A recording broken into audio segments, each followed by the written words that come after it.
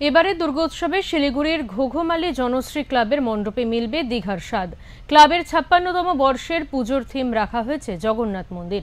রাজ্যের মুখ্যমন্ত্রী মমতা বন্দ্যোপাধ্যায় সম্প্রতি দীঘার জগন্নাথ মন্দিরের উদ্বোধন করেছেন, কিন্তু অর্থনৈতিক কারণে অনেকে সেই পুণ্যস্থানে গিয়ে দর্শন করতে পারছে না। তাই শিলিগুড়ির সাধারণ মানুষ যেন দুর্গাপুজোয় ঘরোয়া পরিবেশেই সেই ঐতিহ্য ও অনুভূতি উপভোগ করতে পারেন, সে কথা মাথায় রেখে এবছর এই বিশেষ থিম বেছে নিয়েছে জনশ্রী ক্লাব। ক্লাব কর্তৃপক্ষের আশা, দীঘার জগন্নাথ মন্দিরের আদলে এই মণ্ডপ দর্শনার্থীদের আকর্ষণ করবে এবং সকলের কাছে ভিন্ন অভিজ্ঞতা বয়ে আনবে।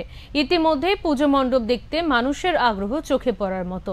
এবছর ওঙ্কারশ্রী জেলার সেরা 10টি পুজোর মধ্যে জায়গা করে নিয়েছে শিলিগুড়ি জনশ্রী ক্লাব। এবছরের ওঙ্কারশ্রী পুরস্কারের অ্যাসোসিয়েট পার্টনার হিসেবে যারা রয়েছেন, ছায়া ঘোষ মহিলা BEd college Murshidabad, Seema textile Bidhan market, শ্রীমা উইং স্কেল মালবাজার।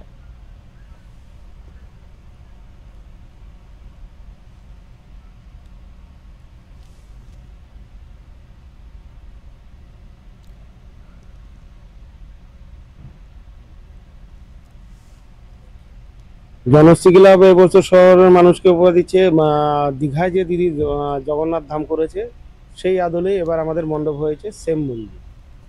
আর কি নিরাপত্তার বিষয় কি রাখছেন? নিরাপত্তার বিষয়ে আমাদের স্পেশাল ফোর্স থাকবে মাঠে এবং আমাদের নিজস্ব সিকিউরিটি রাখা আছে, কম করে 20 জন হবে। সিসিটিভি তো অবশ্যই 24খানা সিসি ক্যামেরা লাগানো আছে আমাদের। উদ্বোধন কবে হয়েছে? উদ্বোধন হয়েছে আমাদের 23 তারিখ মাননীয় মুখ্যমন্ত্রী মমতা বন্দ্যোপাধ্যায় হাত দিয়ে ভার্চুয়ালি ওপেনিং হয়েছে। আর বলছিলাম যে এবছর ওমকার বাংলার পক্ষ থেকে শারদ সম্মান দেওয়া হচ্ছে, সেখানে আপনাদের নামও নথিভুক্ত করা হয়েছে 10টা ক্লাবের মধ্যে। তো সেইটা বিষয় যদি একটু বলেন, কেমন লাগছে?